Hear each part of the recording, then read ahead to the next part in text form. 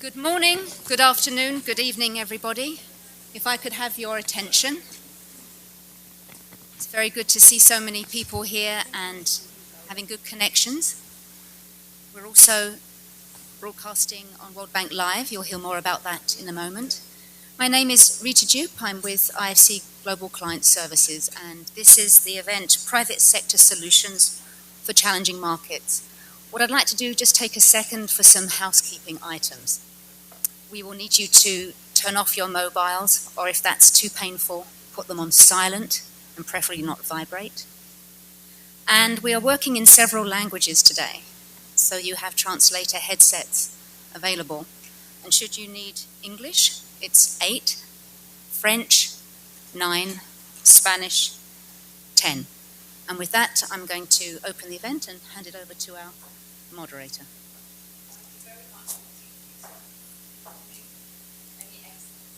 Ladies and gentlemen, my name is Zainab Badawi, and it is my great pleasure to be moderating this flagship event for the IFC on private sector solutions in challenging markets. We have a panel who are going to be addressing some of the key challenges that they have encountered working in 3 of the most fragile countries in the world, Haiti, Sierra Leone, and the Democratic Republic of Congo. And this is going to be live streamed. Let me just give you the how you can follow Twitter at World Bank Live and at IFC dash at the bottom org with the hashtag Solutions for Dev. I think I've got that right. I hope that makes sense because I'm not very good on social media.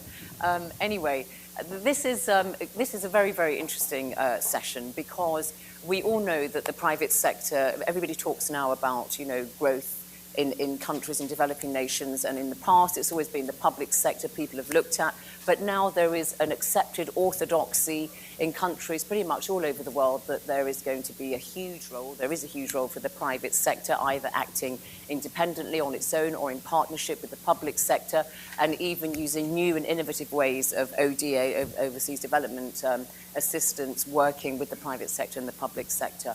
But what we want to look at in this session is not necessarily just how you finance private sector led growth, but to look at the kind of barriers that you meet and how these enterprising members of our panel have overcome the particular obstacles to set up their own initiatives and what they would like and what they would need in terms of advice and input and further finance to grow their business. But before we're going to hear from them, we're going to have a little discussion insofar as we can, because we have one guest who is joining us remotely from Beirut, from the IFC offices there. And then we'll have the last 25 minutes or so to take some interventions from the floor, some brief questions and also some comments are also very welcomed in the light of what you hear from us on the stage. But to set the scene for us, first of all, we have Jennifer Cook from the CSIS, the Center for Strategic International Studies here in Washington. She's director of the Africa program, an old Africa hand, somebody I've admired from the distance for many years and now had the privilege to meet her close up. And she's going to be just really giving us a brief overview. Please come to the lectern, Jennifer, about this particular session on private sector solutions in challenging markets. So Jennifer, please do make your opening remarks. Thanks. Thank you. Thanks so much, Zainab. One of the significant shifts in U.S.-Africa policy in the last 10 years has been this new emphasis on strengthening trade and investment ties with the continent, and an effort to tap into the power of the private sector to drive growth and development. This is not unique to the United States.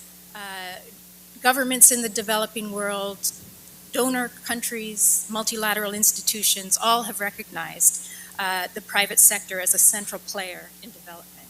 The IFC's Africa portfolio has expanded dramatically in the last 10 years. And the private sector itself is beginning to recognize opportunities and the potential of developing and emerging markets, that they can do good by doing well, in fact. The new development agenda has 3 main components, I would say. First is getting the global business community to take a fresh look at Africa, to help give them a more nuanced understanding of the continent's diversity, a more reality-based understanding of risk and opportunity, and the support they need to go into unfamiliar markets. The second component has been to work with developing country governments to improve the investment climate, to build capacities to manage complex investment deals, and to reform and strengthen key institutions.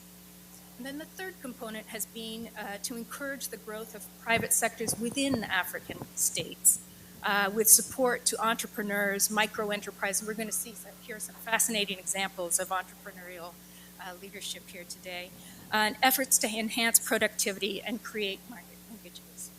So this is an important and challenging agenda.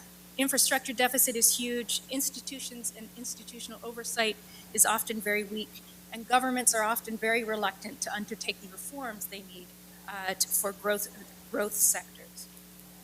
In fragile and post-conflict states, these same challenges are there, and they're significantly magnified. Investors see greater risks. Infrastructure often is being neglected or destroyed by years of war.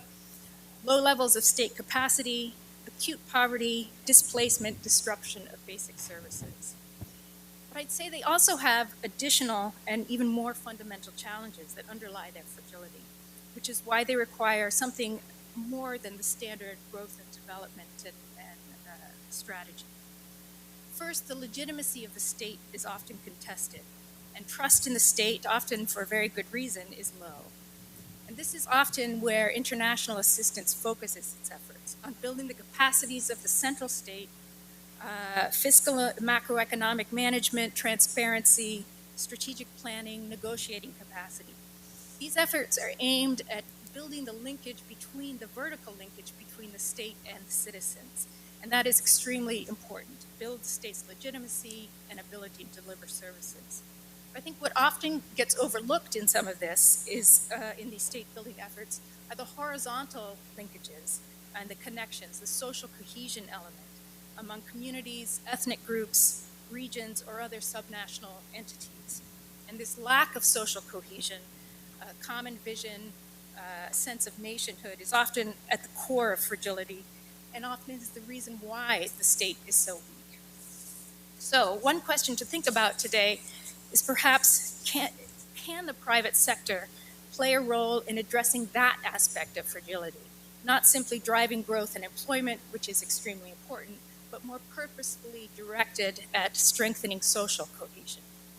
CSIS recently put out a report, Rethinking Engagement in Fragile States. It's available online.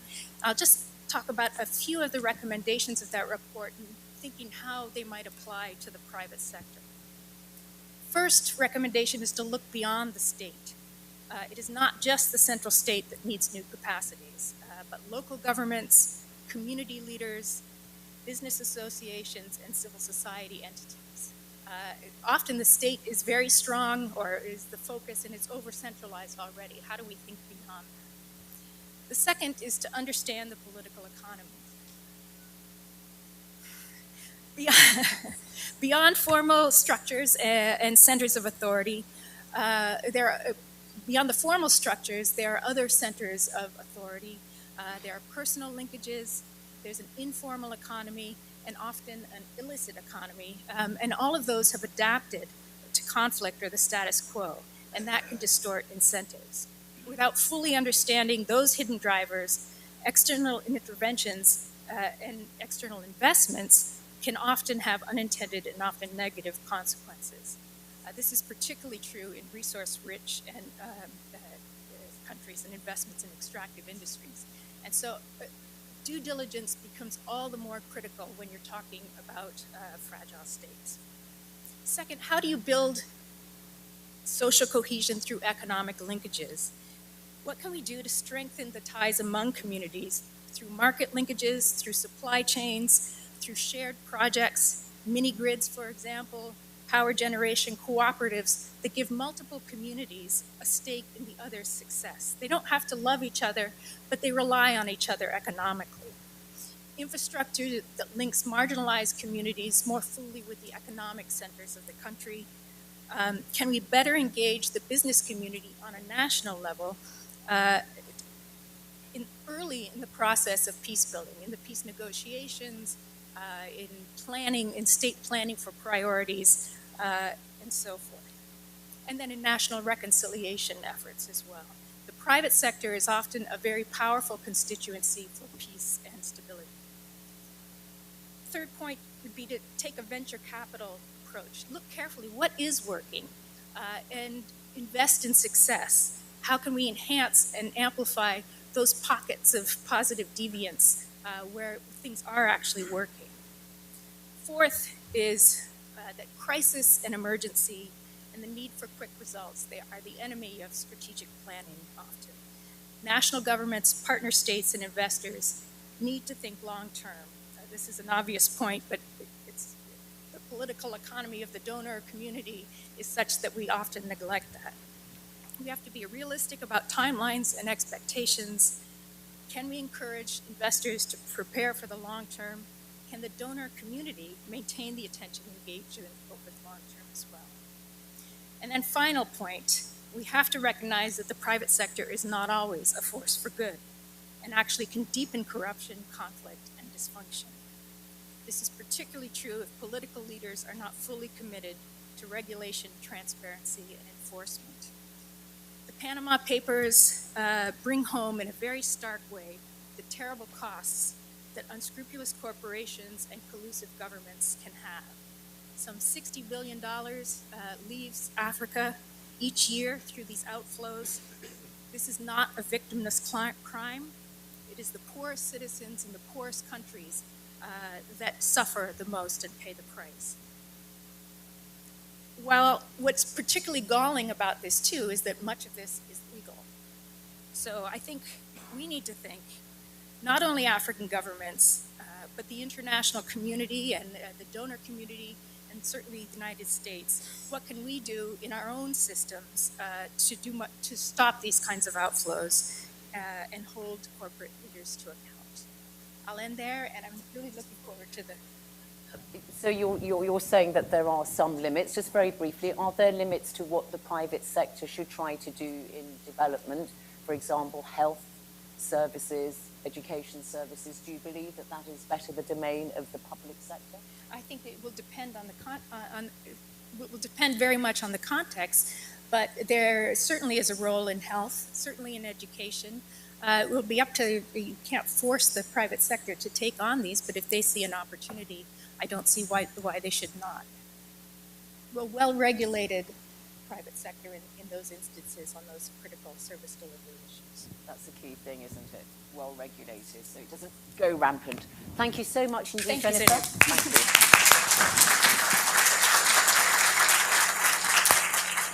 So our first panelist I'm going to come to is this charming lady next to me, Uget Bakekolo. She set up First and Future Enterprise in 2005 with her partner, Annie. Annie, put your hand up. Let's see you. That's Annie there. But she's been elected spokeswoman. And Uget and Annie set up FNF, and it now has established the first Congo call center in their native Democratic Republic of Congo, the DRC.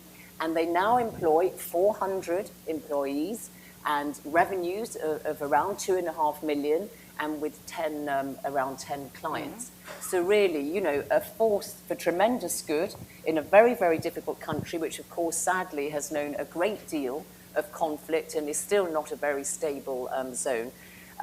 We're talking about challenging markets. I'm linguistically challenged when it comes to French. I shall have to use these to ask you, Uget, just what made you and Annie decide to go into this rather difficult field of high-tech with your call centre? Briefly, if you would just give us a quick overview as to what motivated you. Voilà, en fait... In fact, Annie and I had studied abroad, and we came back to work in the Congo, and Annie worked 20 years in the field of telecommunication, and I worked in everything in after-sales services and in call centers. And when we went back to the Congo, we noted that there was a great lack when it came to management clients. And so we decided that we're going to to do something different. So in 2005, we created a company, which was a great challenge because we had to use our own funds to fund it. And for 4 years, we had to fight to get our first client, because first we had to inspire trust, starting from zero. And a call center is a new technology, and so people did not know what it was. So we had to work to find technical support to install our call center. In 2005, we established our company, and in 2009, we had our first customer, which was telecommunications, and we continued to look for customers because the first client helped us cover our cost. But we were working at the client's offices, and so we went to look at business association and see how to open doors. And finally, we were able to create a program, a business age, and we were able to get a first credit in a bank. The bank did not give us all the money we wanted, and we didn't get any grace period. We took the money because we needed it, but we started the technical installation of the call center, but we hadn't finished when we already had to start repaying our debt. But the bank realized that we had potential, and so we were oriented to another program at the IFC, and there we got the sum we requested. But we were scared because we had to be able to get back our cap. We were the person, it was an equity financing scheme. So we worked all by ourselves. And now we were thinking, well, they're going to take part of our company. And so we were skeptical. And so it took time for 2 years. We sort of looked at each other, and finally we signed. And so we started with a call center we had 12 posts. Now we have 100 posts in our call center, and we're strengthening our situation in the DRC because it's really a world that people don't understand. Generally, when we say we're in a call center in the DRC, people say, "What's a call center?" So we explained that this was a services to the clients. We conduct research. We work with banks, but people are not totally comfortable with this technology. In addition, we're women. And so that was a double challenge. But there are prospects because the market is enormous. The banks are not yet open to working with calling centers. There were about 20 banks in our country, and then there are insurance companies, and these companies all need a calling center. And now the agencies know we exist, and we signed a new agreement with PAM and CRS. And so what is surprising is that outside the country, we're better known. We work with companies in France, which allow us to conduct research studies in DRC. So we have a lot of prospects because first the market has to continue to develop. And once we've developed the market locally, we hope to go abroad, outside our country. But there you have a challenge, which is the fiber optic challenge, because it's reached DRC, but it's not fully operational. So we do have prospect, and we hope that in 5 years we will be able to conquer the world.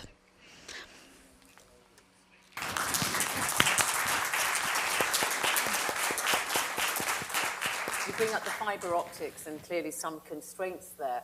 But just how, because obviously call centers operate in several languages, obviously DRC proficient in French because of the Belgian presence in the past, but how easy have you found it to recruit from the DRC, you know, students or people with the right language skills, and there's also a finite time that they can work. So even when you've trained people, they can only do the job for 2 or 3 years or so. So just give us an idea of some of the constraints that you've encountered when it comes to finding, you know, workers with the right skills. Oui, alors en fait, effectivement, c'est un véritable... Indeed, that's a real challenge in DRC. We have a problem of education. So already technology is a new technology, a young technology. So the people we recruit are young, less than 30 years. 4% of our 24% of our personnel has less than 20 years. So we have universities, but we need to train the people we recruit. And we were so frustrated by the personnel coming to us that we set up a project which is called I Prepare to Work, where we explain to young people how to sell themselves, what they needed to enter professional life. And the DRC is a large country, and so we need all sorts of languages. We have French and Kindala, the official languages, and then local languages. And we have English because we've had to do campaigns towards English-speaking countries. So we are continuously training people. Another important element is that when it comes to the call center, the agents have to have good ears, good eyes, so we can't keep them too long because otherwise they start having hearing and sight problems. So we have maximum contracts of 2 years. Now, when it comes to the people who are really very good, we say we can't give them up, and so in that case we give them longer contracts. But we do have problems because a call center is work for young people where there's a lot of rotation. So at first, we were looking at CDD or CDI contracts. In other words, I could take somebody, I can't take somebody 6 months and then 6 months again. I only sign one contract. So that's a challenge. And what is very good when it comes to calling center is that we are the first independent call center in the DRC, so we can work for all the companies. And so we allowed, thanks to this call center, we allowed young people to get work that gives them an idea of professional life. Our infrastructures are not the best, but young people normally, when they have to earn a living, they become taxi drivers or other jobs like that. These are not jobs that improve your professional level, but there we give young people a real job, employment, which is well paid above the minimum wage, and so it's a contribution that we are making to these young people. At the beginning, we were working with the universities, and now the people are sending us their candidates, their applications every month. Indeed, for that you get very, very clear. I will come to you in the end. Or later to ask you just what institutions like the IFC can do to help you. So at the moment, India has a lot of call centres, doesn't it? I know in the UK where I live, you call up. So India, watch out, DRC is coming. Karim Nasir, Sabah al-Noor in Beirut. Karim Nasir is at the IFC office in Beirut, and he set up TCQ Power Limited in 2012. He's a Lebanese national, sadly could not be with us in person.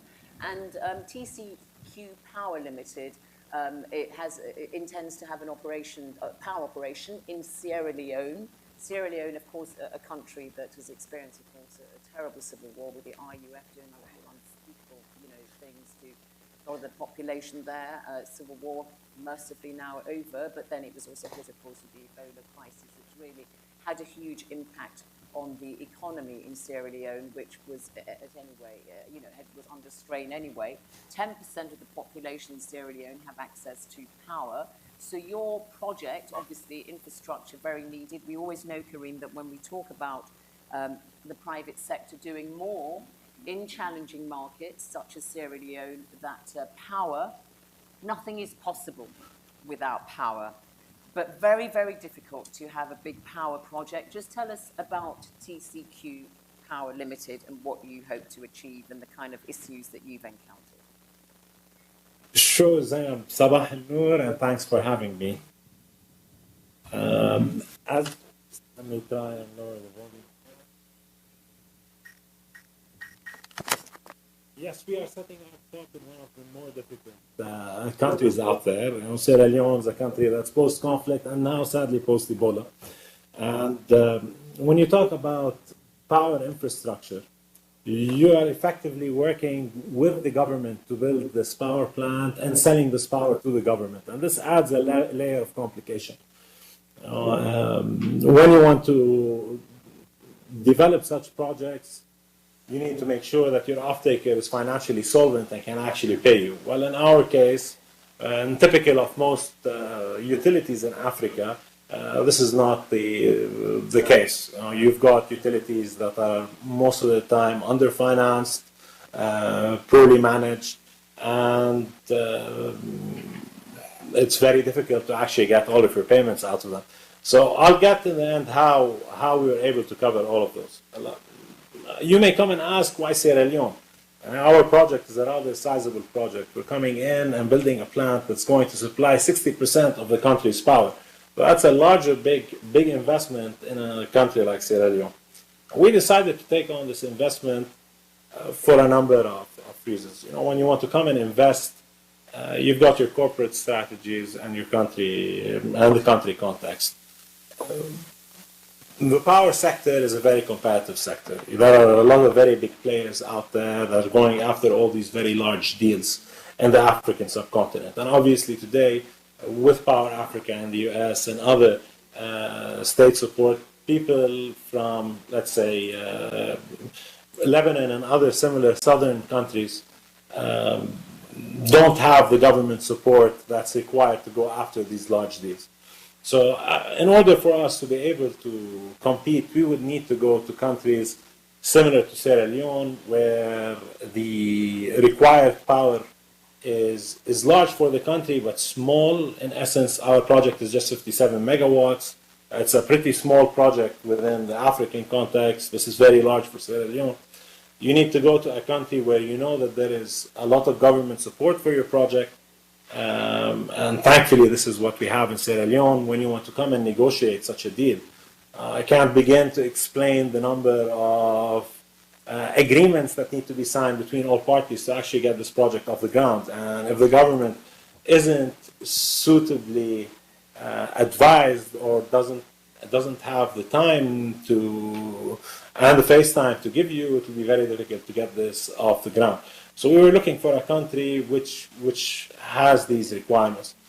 Sierra Leone also had. We were lucky that there was a company called ADAX that came in and trailblazed with a project which was much larger than ours. It was a biofuel project to produce ethanol, which closed in 2011. That was like a 300 million euro project. So when we came and we were doing our initial review in the country, we felt very encouraged because of this deal. That was a complex deal. The government put all its support behind it and was able to get, I believe, 11 large DFIs and banks to finance it. For that gave us the comfort that Sierra Leone is a place to do business. Obviously, like we said, these projects won't work unless large DFIs like the World Bank are involved. There's a lot of reform that needs to take place in order for such projects to gain ground. Thankfully for us, the World Bank has been working along with the government for the last 5 years to pursue these structural reforms that made our investment possible.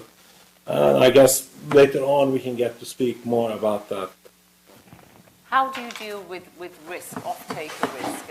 Just give us a bit on that, utility payments risk and so on, because you are dealing in a country that has got, as you said, very weak state institutions, and the public utility sector is itself very, very weak. Sure. Sorry, Zainab. I was able to catch just the last bit of the question. If you don't mind, can you repeat, please? Tariff risk and utility payment risk, and you know, the kind of risks. Yes. That, yeah. Yeah. Well, Sierra Leone does have one of the highest tariff rates in the subcontinent. It's second to only Liberia. And that is a bit encouraging for an investor, because if small investments are done into the network to lower the technical and non-technical losses, there would be enough funds available for us and our IPP to get paid. What we initially did is something which is a bit different from other IPPs. When we first came to Sierra Leone, we put our own money on the line by reviewing the grid, producing a high-level investment plan to actually understand the level of investments needed to make our operation profitable.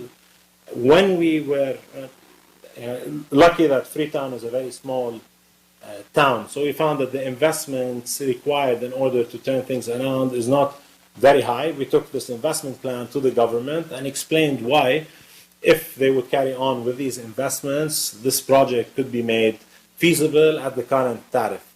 That was one way to cover off-taker risk, is to identify potential investments for the FIs to come in and help the utility. Obviously, another way to manage the off-taker risk was the World Bank were pushing for bringing in a management contractor to run the utility. And this would be an international company that would bring all of its international experience to the country and ensure that the utility would start functioning properly. And this is something that's very welcome for investors like ourselves. This contractor would come in and over 3 years gradually bring down losses to also help the utility become profitable. A third way which we covered off-taker risk has to do with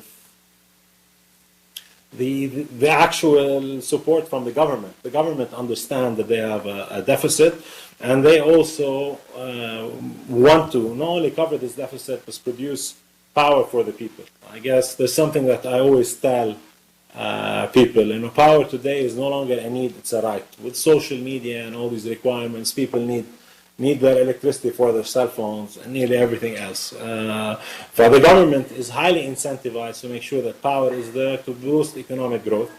And the government was very supportive in looking at changing its tariff structure in order to make the tariff adjustable to costs. This also is a way of covering off-taker risk. And all of these could not be done without the sector reform led by the World Bank.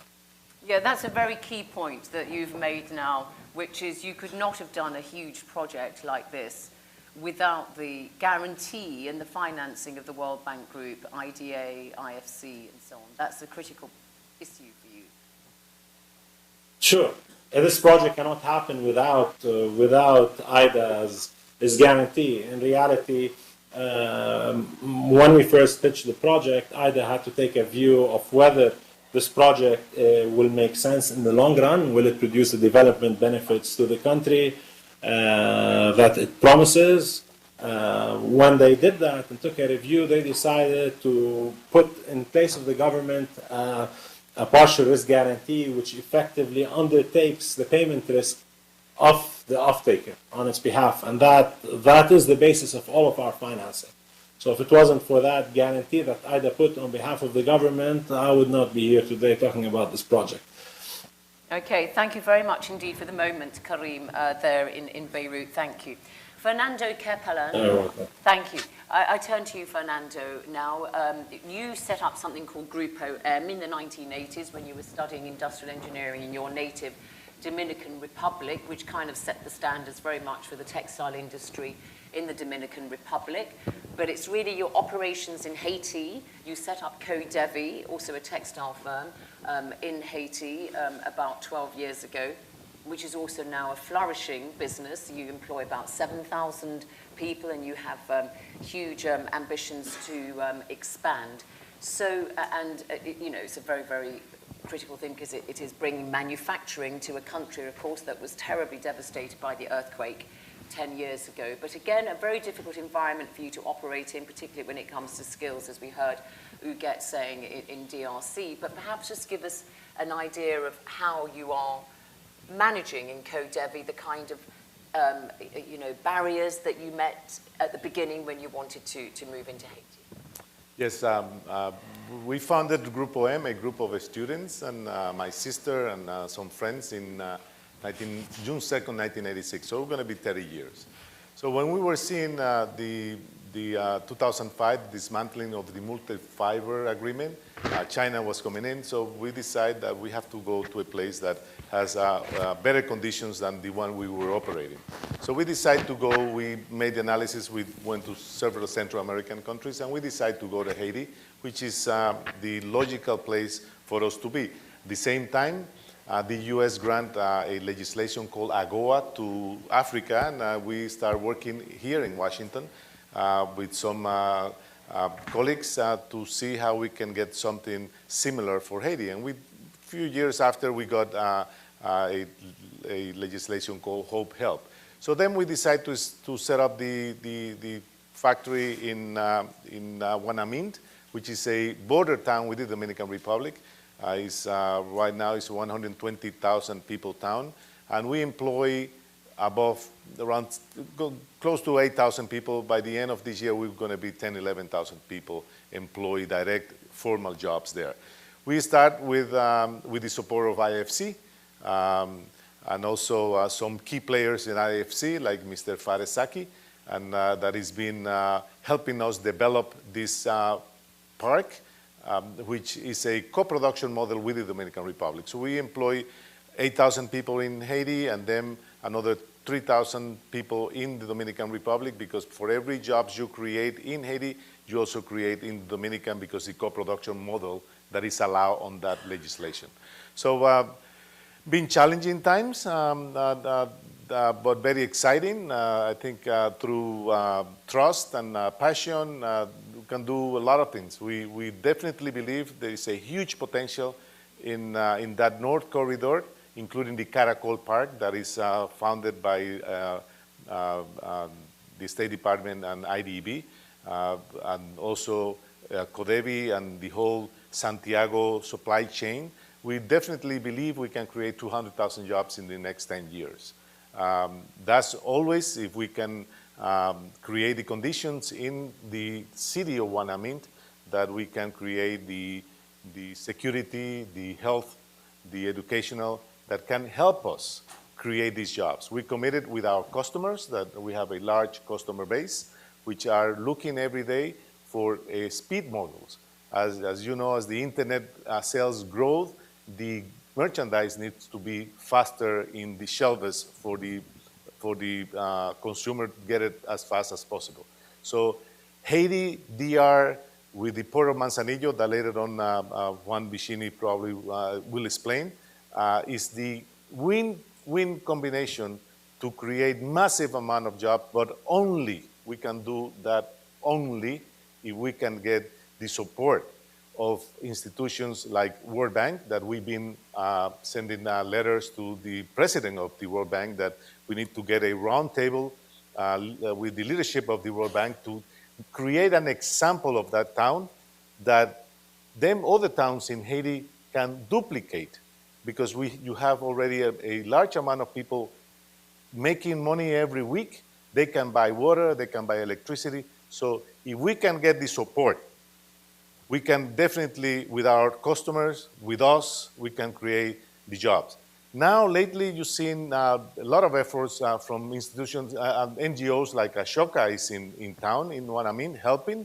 We have other institutions. Our own foundation of Grupo M, we're definitely working, but we cannot have everything in our shoulder. We have to be focused creating the jobs, giving the customers the quality, the speed, the price they need, so we can flourish. So I encourage the institution to come and work with us and create an example in a country that is going through a transition with a very good provisional president, José Lerme Privet, that is organizing the election. We'll do it as soon as possible so we can relaunch the country and create wealth and transform lives, which is what we have been doing for all these years. So Fernando, you established a market, demand, and looking at the US in particular, which is just a couple of boat ride from you in Haiti, and you lobbied to get an equivalent of AGOA so that you have tariff-free exports to the United States.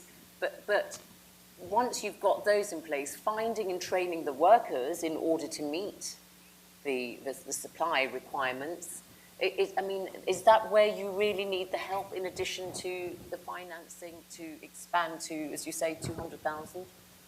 Yes, workers come totally green. So we have our own school that we train the people from zero to get into the manufacturing world. And how quickly can you train somebody from zero to hero? Takes 8 to 12 weeks, and then the training continues right at the plant. You know, we go there. Training is south-south, isn't it? You get people like, for instance, from Sri Lanka. Yes, have had experience. We're getting some partnerships from different companies around the world that are coming in, and they're looking at the opportunity. They're coming in and creating factories with us now we have another 3 buildings going up that will create this another 3,000 to 4,000 employees very soon. We go from having a radio station to broadcast to the community, messages, sports, health programs, etc., to child care center. We have now like 75 kids that we are growing them from the beginning, from 45 days born, encouraging the mother for breathe. So we have many, many programs, and we have many opportunities for like IFC, World Bank, to come in, help, and make money. They can make good money because there is a critical mass in that whole area growing that only with that support we can do our job. To make all the money, you want to keep some for yourself. Yes, definitely, yes. Yes, but and you've got customers at the moment like Gap, you know, big names and so yes, on. Under Armour it has a huge growth plans with us in Haiti. Gap, Jockey, Levi's is there since the beginning supporting us. Levi's Strauss, Hanes is also there. So we have very important customers. Yourself up from head to toe. You're not wearing any of it, though, are Yes, you? you know what I'm wearing Are now. you wearing Then. the shoes? You know, I've been admiring those actually all morning. Yeah, I've looked at getting a couple of samples myself. But very clearly, investment with social impact. So it's not just jobs you're creating, but you're also filtering out in terms of the community and helping develop the community in all sorts of ways. Yes, you can look at our website and you see our foundation is from sports, health programs. It's worth seeing it, and we invite everybody in the audience and looking at us on the web that go and visit us because it's, you come out of there full of energy. And I think that will happen to anybody that also put a seed in there, which is what Mr. Vicini is doing with the Economic Business Council. Yeah, well, we've come to Juan Vicini, your fellow Dominican Republic, and you've set up this Economic Binational Council initiative. It's a kind of consortium of investors to come to very much this border region on both sides of the countries, the Dominican Republic and Haiti. And we know Haiti is, of course, unfortunately, one of the poorest countries in the world. Dominican Republic, relatively much better off. But in that border region, you've seen a huge drain of population in the Dominican Republic, which is impoverishing the area there. So you heard what Fernando wants to do. I know you're cooperating. He needs a port to start pushing all these things out to his export market. So the infrastructure is very, very important. You helping him with that? Yeah. Oh, good.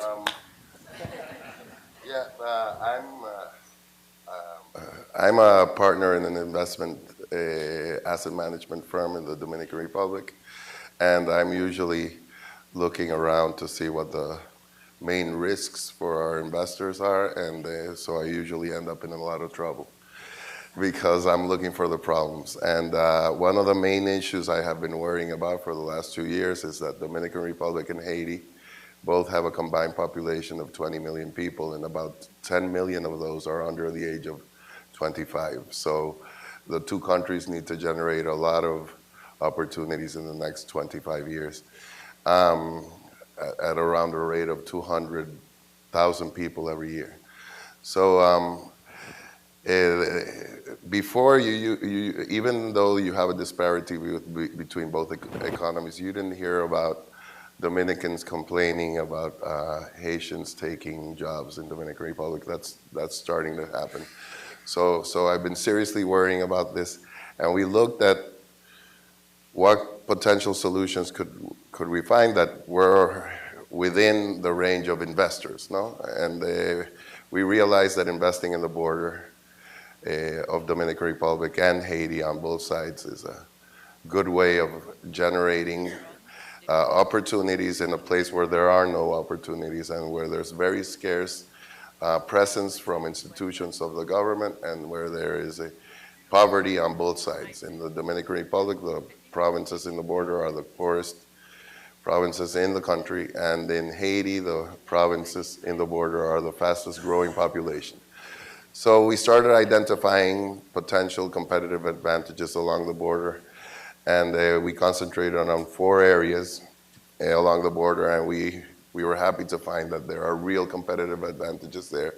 One of the places that we're concentrating on most right now, just because there is a window of opportunity that needs to be attacked really fast because it's one that will close if we don't attend to it, was in the north area, where we were happy to find Fernando Capellán already there with a very successful, although it took him a long time and a lot of effort. He is right at the center of a major opportunity for Haiti, which is that the textile industry around the world, the major brands, are looking for nearshore solutions because of what he just explained. And his park is just amazing. I've been there over 50 times. I brought everyone that I could to see it because he's really doing things with a lot of passion and a lot of understanding of the impact that it's doing it.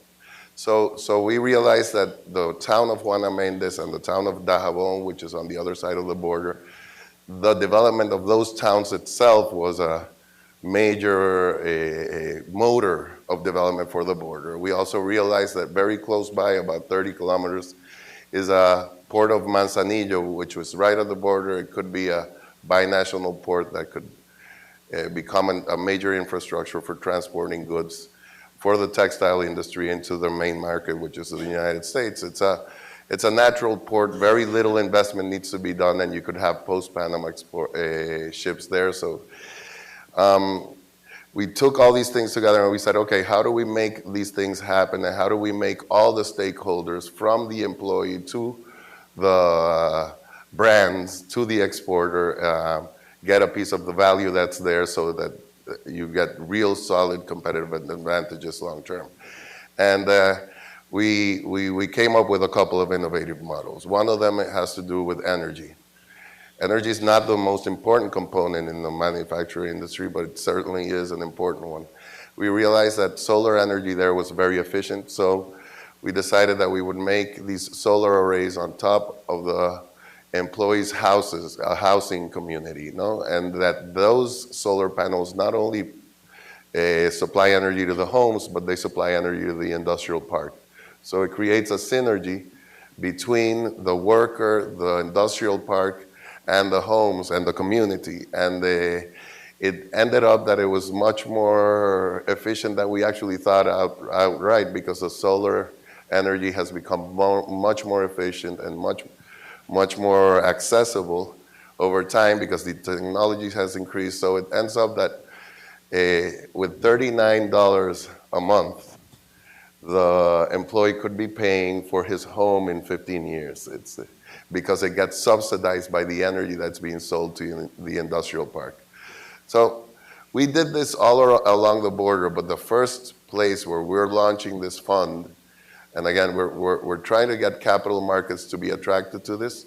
So what we're doing is, because we have a long history investing in the country, and because we know the right partners and the right and the really committed people in government, we are putting a $50 million pilot project in the hands of strategic partners. It's the Fernando Capellans, the IFC, the government, and we're creating this steering committee to deliver this pilot project and show the World Banks and the international community that it actually can be done.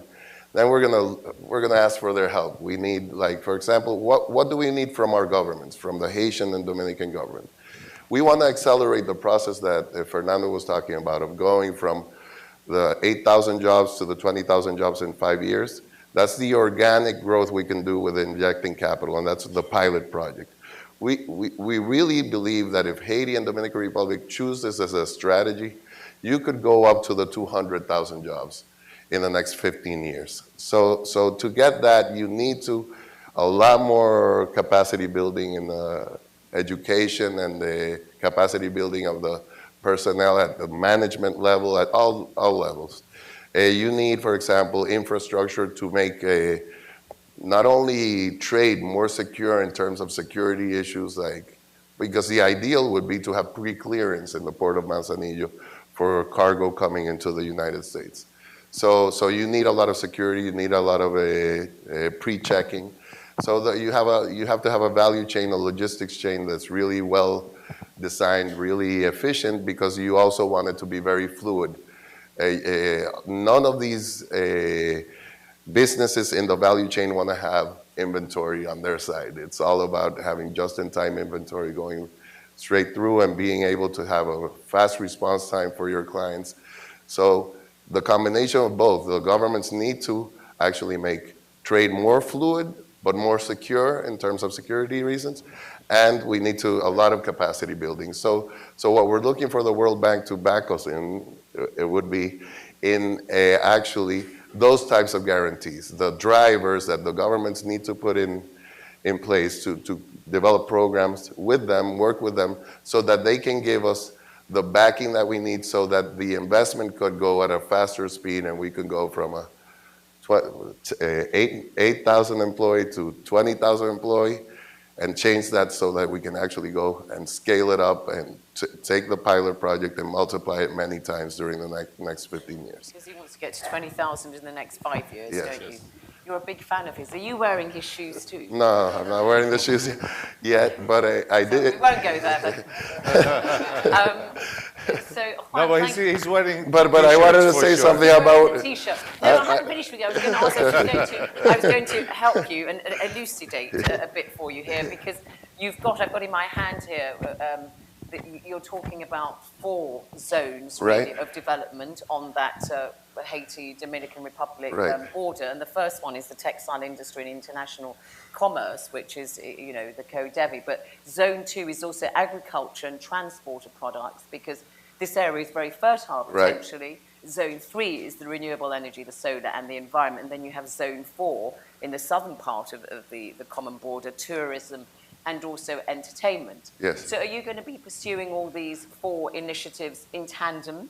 No, we have a group of professionals and investor volunteers together in an organization that we formed called Consejo Económico Binacional Quisqueya. Quisqueya is the name of the island as a whole, as it was named by the natives before the European discovery.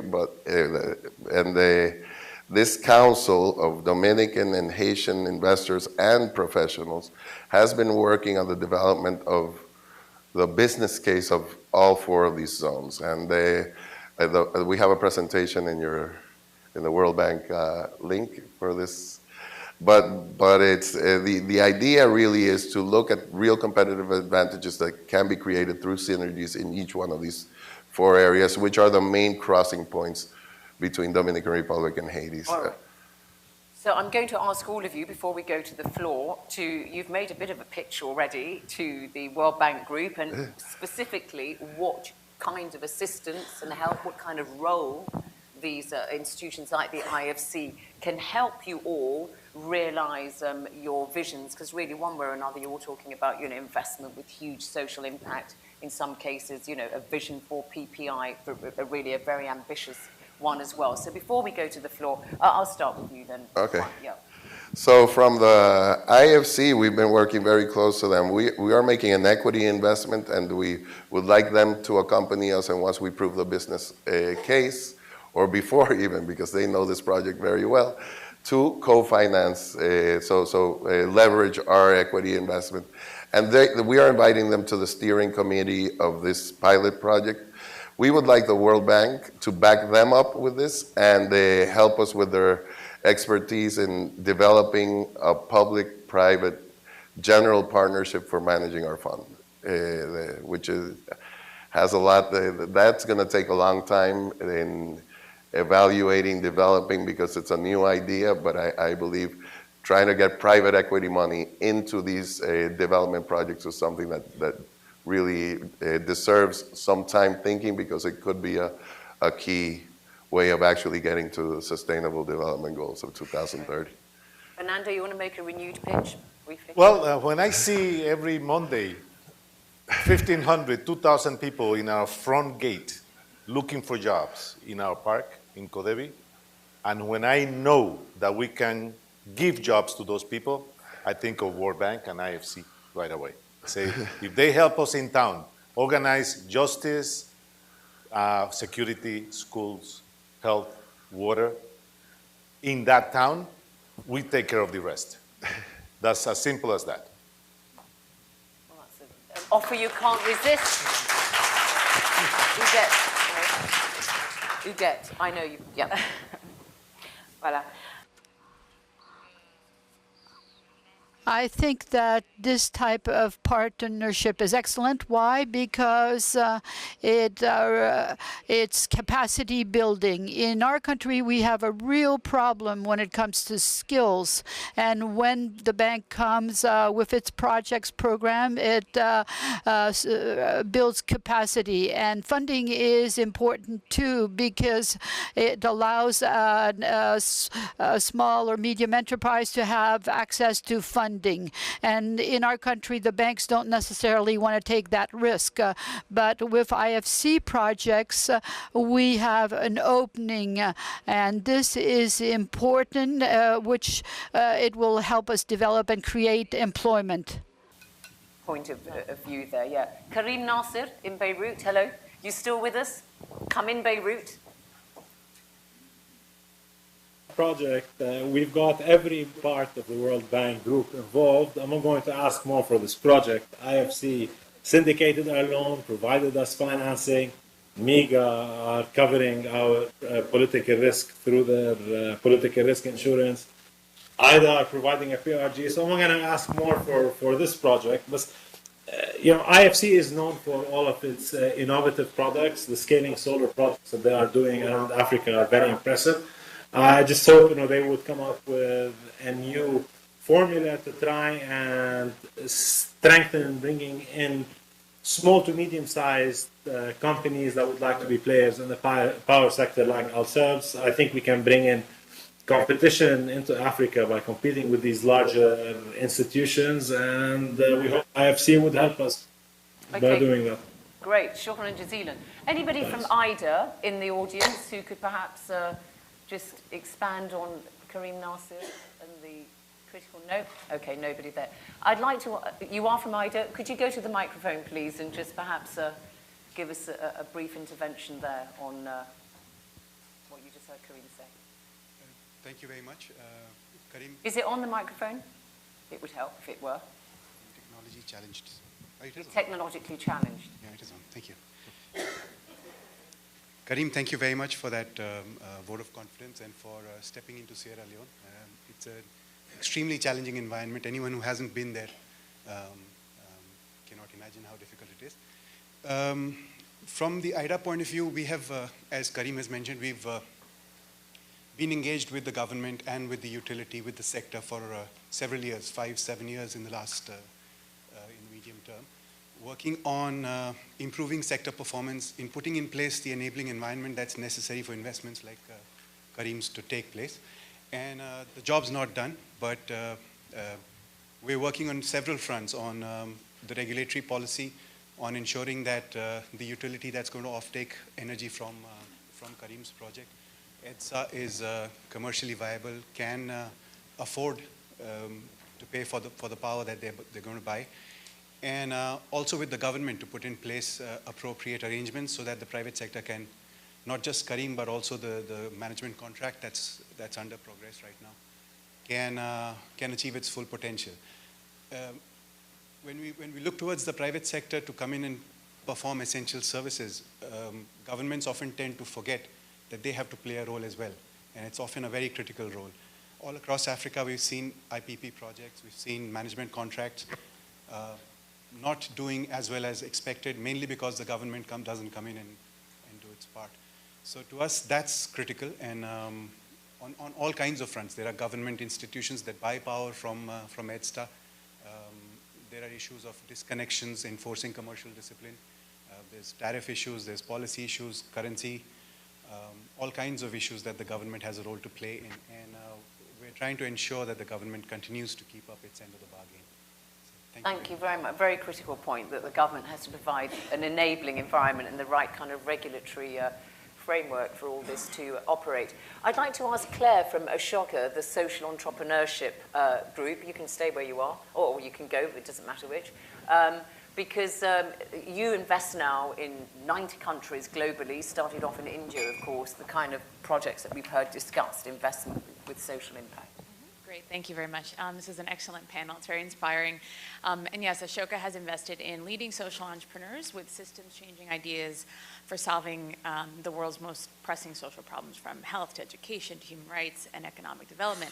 And I think it's been an exciting opportunity for Ashoka to be a partner with both IFC and with CODEVI to be able to facilitate a bridge to some of those leaders with their solutions. And with CODEVI, the economic value that CODEVI created enabled social entrepreneurs to come in and be able to work with the community to introduce market-based solutions, particularly in the area of green technology, access to green technologies, and also education on how best to use their savings.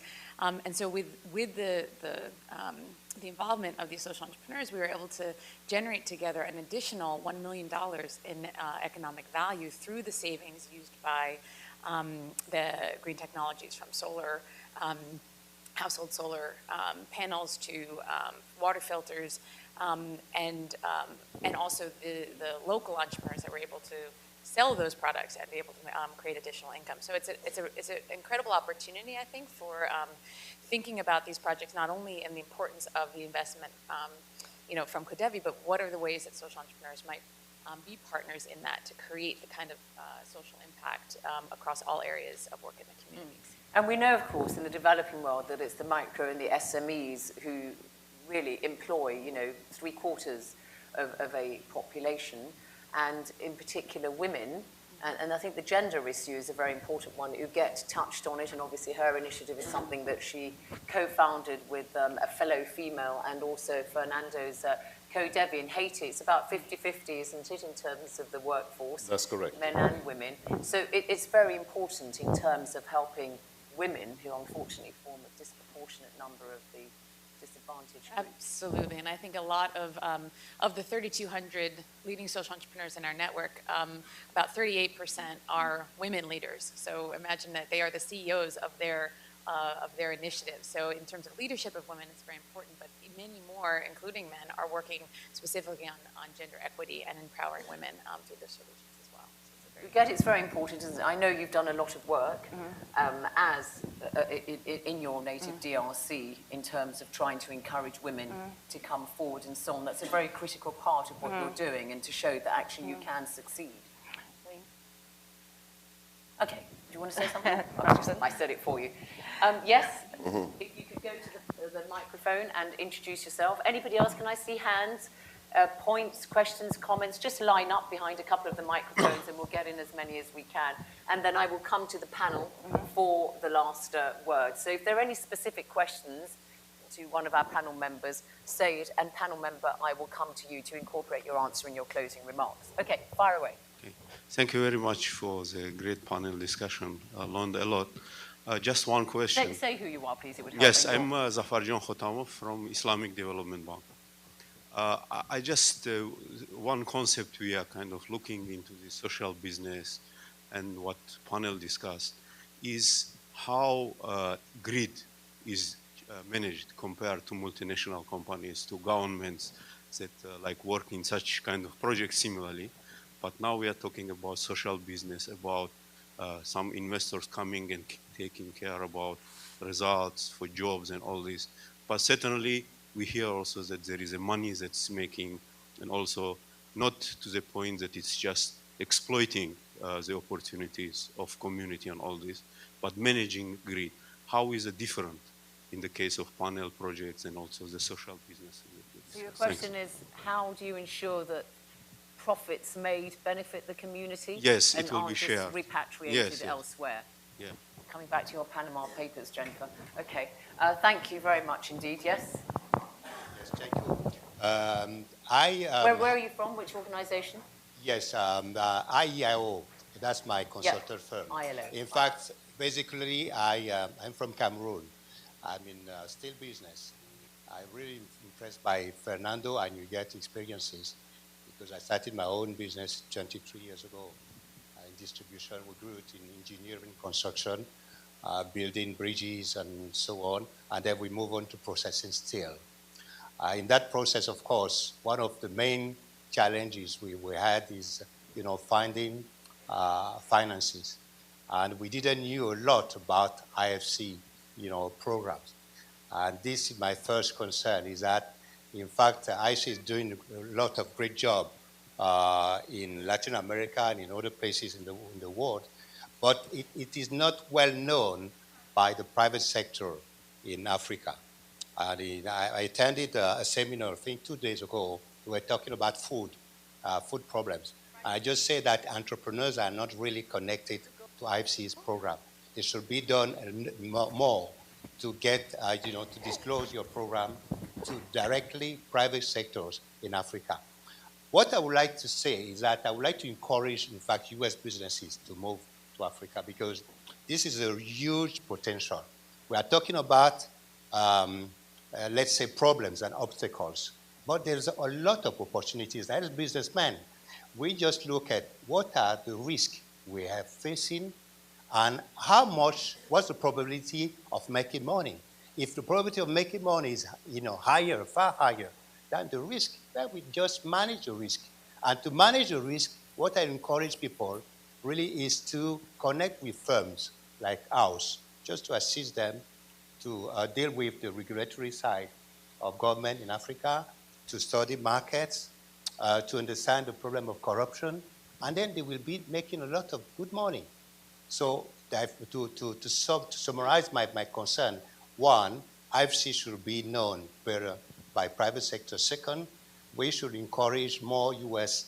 companies to come over in Africa, but being assisted by those who really know how things are done locally. Thank you. Very valuable comment there, intervention about don't give up on Africa. I think a lot of people viewed with concern the withdrawal of Barclays Bank from its East Africa operations as being very much a thumbs down in terms of the potential of Africa. So thank you for giving the other side of the picture. Madame. Good morning. My name is Abisola Odutola. I work with the Compliance Advisor Ombudsman, the accountability mechanism for... You work with who? Compliance Advisor Ombudsman, the accountability mechanism for IFC Amiga. Just listening to the panel today, the private sector solutions in these emerging markets are generally geared towards economic growth, usually at the expense of vulnerable communities. Nothing has been said this morning really about how environmental and social risks, especially with like big projects, even if it is medium-sized projects like power plants and power projects, how these ENS issues are considered, identified, mitigated, and managed so that there's like truly holistic development in these countries, especially with like countries with poor or inadequate policies to start with. So when we have these companies coming into fragile states, like what do they do to ensure that there's little impact on those that feel it, the communities, because we end up getting so much complaints about impacts of Kareem, don't worry, you will get a chance to answer that because I know yours is an oil-based power plant, but we'll get there. Thank you very much. Yes, and final point from the floor. Should I come up to the other mic? Could you speak into, oh, come to this one, thank you. My name is Damon Woods, and I'm with Parnassus Global Agency based here in Washington, D.C. and Hong Kong. And we have gone into, I think most people in this room, we look for challenges because that's where we find our business is in the challenge. So when things are great, that's not good for the type of business that we kind of look for because we're looking for the opportunities. And so in looking in Myanmar or even the Dominican Republic or in northern Kenya where we have done some work, it really comes back to the point that was made about government. Government is very important because it's the way in which you can get through the regulatory frameworks that really stymie the ideas and the work of the private sector. So even if you go into certain countries with the package, the assessments, and all of these different things, if you have to go through a government regulatory process that is convoluted or you can't get them to the point of executing the deal, this is where we have seen a lot of the different problems.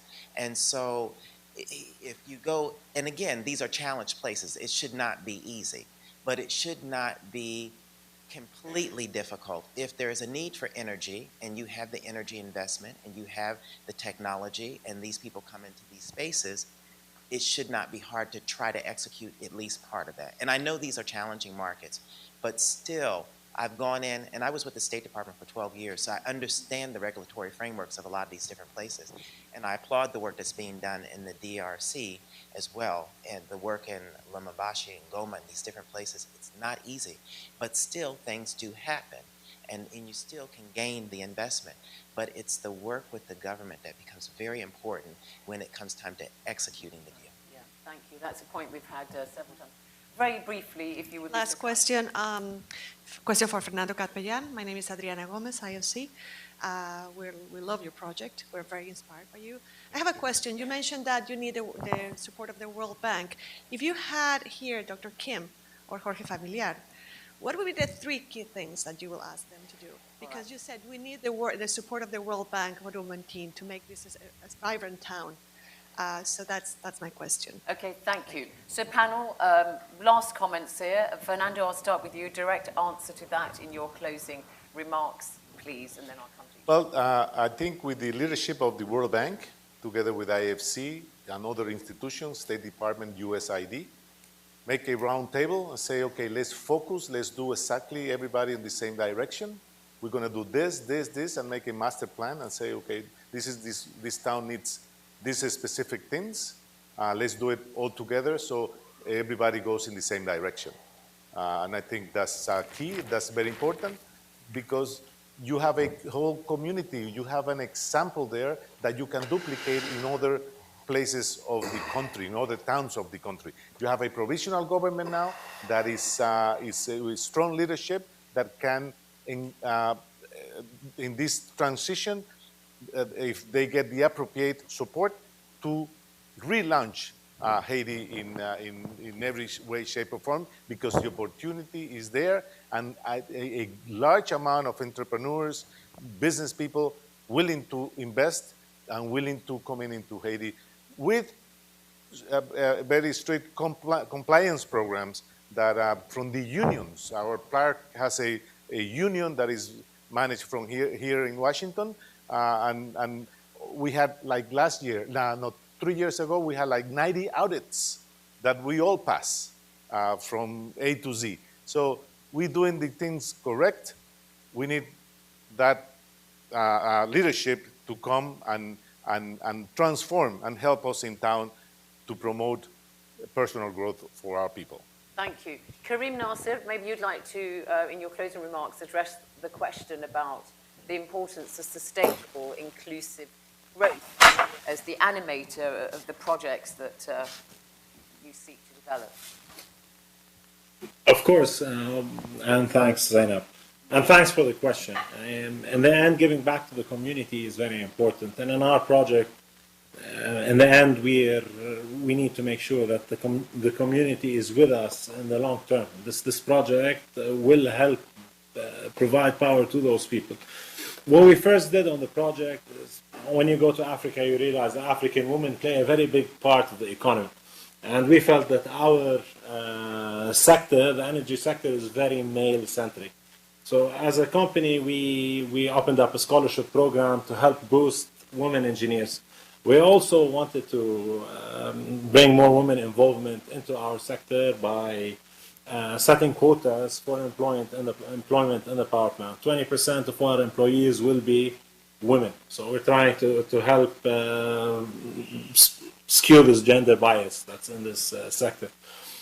With regard to what we give back to the community and what we do for the environmental, the E&S requirements or what that we have gone for on our project will require an entire new session to discuss. We've been working alongside the IFC and our consultants, Jacobs.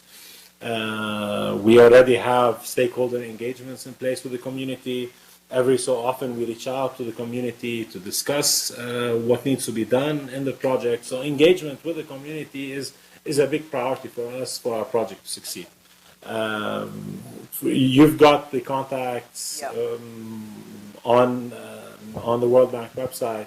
For myself, any worries or anything else that the person that asked the question would have on this, more than happy to entertain them. But E&S is a priority, and it would take us quite some time to explain all the mitigants that we introduced just for this, just to help the community through this project. Shukran jazilan, Karim. Okay, do you want to pick up a couple of the points that we heard there from the floor, the importance of benefiting the community, making sure that the profits do help, in your closing remarks. I would like to say this. Indeed, the World Bank, IFC, is helping us. But politicians also must be able to help.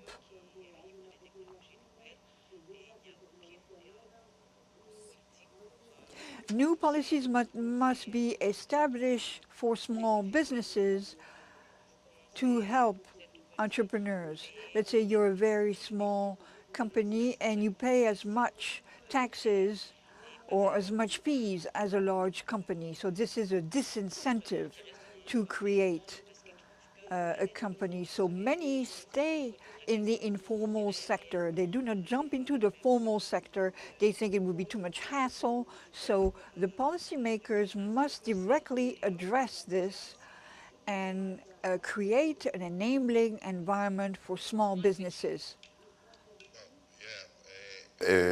Promoting development in the border and investment funds in the border, actually we have a natural check on all these social responsibility aspects, because with weak governmental institutions there, the social society compensates. So there are very strong, there's a very strong check and balance there. We wouldn't even imagine of doing these projects because the border is not anyone's, it's everyone's, it's binational. So we wouldn't even think about these projects if we didn't engage directly with the communities before we even start them, so that they participate in the elaboration of these projects and on the roadshow of these projects. But we also incorporate them very directly into the stakeholding of these investments. For example, what I explained with the housing, the co-op, the workers' co-op is a major part of the stakeholder and stockholder map of this development. So that's a clear example of how we integrate the workers into this whole thing. They're going to be the power providers of the energy for the industrial parks. In terms of environmental compliance, again, being in the border of Dominican Republic and Haiti makes you have to be, you are very at the, observed by every single environmental protection association that there is there, because it is a critical issue in the border. So again, engaging the communities and getting into these types of projects at the border area. If you don't start off by giving answers to each one of those aspects, you can't even think about promoting a project there. So I think strengthening, how do you put a check on greed? You strengthen those civil society institutions. You make stakeholders real participants in the profit and benefits generation of the whole thing, and you strengthen governmental institutions in justice and social services. Thank you very much indeed. Well, we've heard about a range of projects across several countries. Clearly, some very common themes have emerged both from the panel and from the audience, but I will hand over, before I thank our panel and close this session, to Manish Mahodkar, who's Director for Treasury Market Operations here at the IFC, to give the closing remarks, summing up. Thank you, Manish. Thank you, Zainab. Fascinating. I think I have to say I learned a lot. And I would like to begin by thanking all the panelists for excellent comments and interventions. I think this is where the rubber really hits the road, and we really learn what's going on, when we try to do business in challenging environments. I'd like to thank the event organizers for having put together such an inspiring group of clients for us to learn from. If I were to just summarize a few takeaways for us, there were some very clear messages for us here at IFC in the World Bank Group. I like the way, Jennifer, you framed the discussion in the beginning. I think the key word you used was linkages. I think that's what we heard a lot about, that while you referred to some of the social and community linkages, equally important, I think, are the economic linkages that we need to create. Because even if individual parts of the ecosystem, the private sector entrepreneurs, the World Bank, IDA, IFC, if we all individually do what we are good at and yet fail to draw the connections and do it at the right time, at the right place together, we may not get the necessary leverage of these individual efforts. So to me, that word linkage is extremely important. Hearing from Ms. Bacalolo about your call center initiative in DRC was truly inspiring. The kind of job creation that potential holds, at least tells us that it's all about creativity and entrepreneurship in any environment that can lead to such potential for jobs. Equally, I think from Fernando Capellán, I think what you spoke about, the potential for creating 200,000 jobs, I think is quite inspiring in a market like Haiti, with again the linkages back into Haiti, that into Dominican Republic, that I think Juan Vicini was referring to. So truly inspiring. But clearly the message here is that you need that enabling environment, you need the provision of services, without which that potential cannot be unlocked. We also heard a bit about what the multilateral institutions working with governments can do to unlock opportunities, to sort of cover the threshold risks that can then lead to much more activity, much more business opportunity, and therefore much more growth in jobs. And finally, I think I also learned about this whole idea of us needing to follow opportunities. And I think that's what our clients here have taught us today, that some of the work that we need to do in these markets, it's hard to pre-program. You can't determine in advance where you need to go. We have to learn and actually follow the opportunity that our private sector clients lead us towards, and then complement that with the kind of capabilities that we can bring to the table to make things happen. So again, thank you very much. This was a truly inspiring discussion. Really enjoyed it. And again, thanks to everybody here in the audience for having made time to come and listen to us today. Thank you very much indeed, Manish. And please continue the conversation online. I'd like to thank Manish, Jennifer Cook, who spoke at the beginning, our panel, Kareem in Beirut, Juan here, Fernando and Uget, and thank you all, of course, for your attendance and your interventions. It's been my great pleasure. Enjoy the rest of the day. Thank you very much.